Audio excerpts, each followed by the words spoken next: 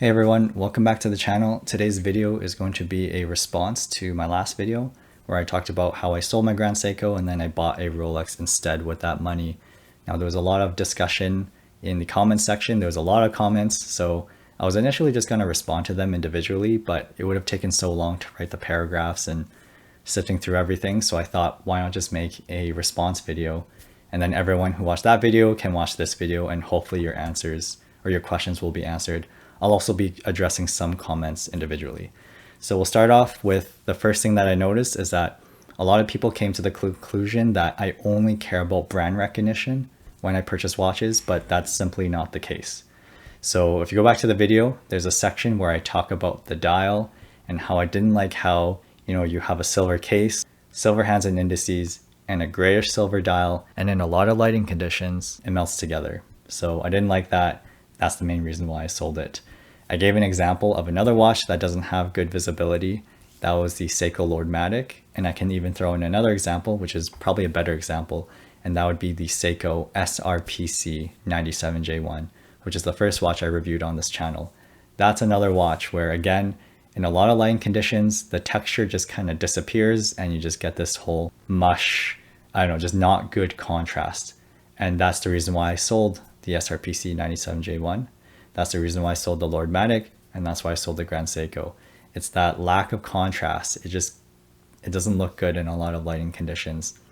Now you might think I'm a hypocrite because I still have my Casio A100 Pac-Man, but that watch, I've only worn it like 2 or 3 times in the past few months. And the only reason why I haven't sold it yet is because the condition isn't that great. And if I sold this watch, I'd probably only be able to sell it for like $60, maybe even less.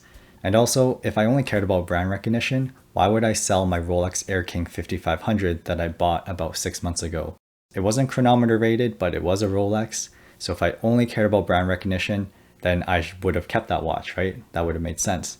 But I didn't like the design of the dial. I didn't like the hands either. So I sold that watch. So I would say that the design of a watch accounts for about 90% on my purchasing decision. And then the brand is about 10%. And you also might be thinking, why did I spend so much time talking about brand recognition and sharing those stories? Well, initially in my script, I was only going to talk about brand recognition for like 10, 15 seconds. But then when I started recording, I realized that the first part, the main reason was 2.5 minutes. The second reason was like too short, I felt, for the video. And I wanted the video to be kind of a nice, comprehensive length. So I thought, why not just why not just share some stories, kind of flesh out the video. And, it'd be a good time to talk about brand recognition anyways, because I haven't talked about it yet on this channel. So in conclusion, no, it wasn't brand recognition. That wasn't the main reason why I sold the watch. If this watch had the Rolex logo or Omega, Citizen, Nomos, Cartier, it wouldn't have mattered. I still would have sold the watch. And in fact, the only difference is that if you slapped a Rolex brand on the SBJ427, I probably could have sold it for higher. That'd be the only difference, but I definitely would have still sold the watch. Now, someone snarkily said that the SBJ427 is technically not a texture dial. I think they said it's called a subtle linen effect. And I mean, sure, you can call it a subtle linen effect. But if you go back again to the SRPC 97J1, which is probably a better example of a texture dial, again, the texture dial kind of disappears in most lighting conditions. And because that was like a whitish silver, it matches the silver case. It matches the silver hands and indices, and you end up with just kind of this mush. So yeah, you can notice that my collection is geared towards high contrast watches that I can clearly see the difference between the dial and the indices. And the Citizen Chronomaster is a great example of that because you have a darkish red dial with silver hands, and that works a lot better compared to the Grand Seiko. Now, the second comment that I saw a lot was the Rolex I chose is boring, so why would I choose a Grand Seiko? And I already kind of answered this question earlier in this video, and that's because I like high contrast watches.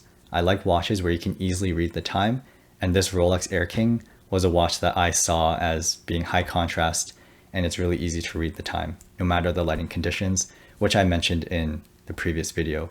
So I wasn't gunning to replace my Grand Seiko with a Rolex. That wasn't the case. Like, I wasn't planning on that.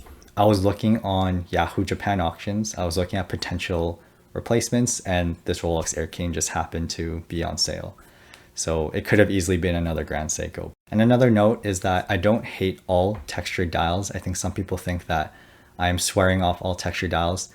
Remember that I own a Citizen Chronomaster, and that one has a textured dial, and I'm not opposed to other textured dials in the future. It's just that this one, or the subtle linen effect, I just didn't like it that much. So in case you're still wondering, no, I didn't betray Grand Seiko. In the last video, I might have critiqued the brand a little, but I'm not showing any hate towards the brand. I still like the brand, and there's many watches that I want to buy from the brand at some point in time. I made that last video to kind of play devil's advocate because I feel like, YouTubers and these watch forums, they kind of paint Grand Seiko to being like this perfect brand, right? They'll say, they'll point out, oh, spring drive and Zaratsu polishing and, these amazing texture dials, like Grand Seiko is like the best brand ever and you can't go wrong and all their watches are amazing. But I kind of presented that video to say, you're not going to like all their watches. And that's like any brand. Like I don't like all Rolexes. I don't like all Omegas. And it's the same for Seiko, so I kind of just want to present that video as, sometimes you don't like all watches of a certain brand. All right, so now we're going to directly address some comments. I'm not going to address all of them because that'll probably take too long, but hopefully some of your questions have already been answered. So Jason said that Grand Seiko is still in the early stages of greater worldwide recognition. That's true. I feel like Grand Seiko is going up and up, and eventually they'll reach much higher brand recognition. I don't think they'll reach Rolex level of brand recognition because other brands have tried. You have Omega, Cartier, Nomos, and I'm sure like some of those brands aren't trying to dethrone Rolex, but I just feel like Rolex has been the dominant player for probably at least the last half century. The last 50 years, I think Rolex has been on top. Brian Show Don't Tell saying that I was hoping that another lesson would have been learned. Dark color dials are a safer bet. That's not necessarily true because there was actually a Pagani Design watch. I saw a review on it a few weeks ago. And in that video, you can see that it was a black textured dial, but the texture kind of disappears in certain lighting conditions. And the watch doesn't have very good visibility and not very good contrast. So you might be right though, maybe like dark dials on average are a safer bet, but definitely some dark dials, in my opinion, don't look very good. Luciano says possibly one of the worst downgrades I've ever seen. You lost your spring drive. Yeah, that'll suck. I mean, spring drive was nice, but if I want to buy a spring drive, I can actually buy one for about 2,000 Canadian dollars. The SBGA 0A3 is a very affordable spring drive. You lost waterproofing. I never swam with my Grand Seiko. I never took a shower with it. And I don't really, when it comes to my more expensive watches, actually all my watches, I don't get them wet because I feel like it's not worth the risk. And also water, especially here in Alberta, there's a lot of minerals in it. So there's a lot of residue left behind. So I don't wash, I don't shower or swim with watches. The hand finishing, the Zaratsu polishing, yeah, it'll kind of suck to not have that anymore, but I still have my Citizen Chronomaster, right? I still have that watch, which kind of covers that area of nice polishing. The uniqueness of the green accent. Again, if you watch the video, I clearly state that the green only pops out in certain lighting conditions. And 99% of the time, or maybe not 99, maybe 90% of the time, I don't really see the green accent. So that's just me. Maybe you want to tell people, hey, look, this is an expensive Rolex. I don't think that's true necessarily, because if I wanted to do that, I would have tried for their sports models.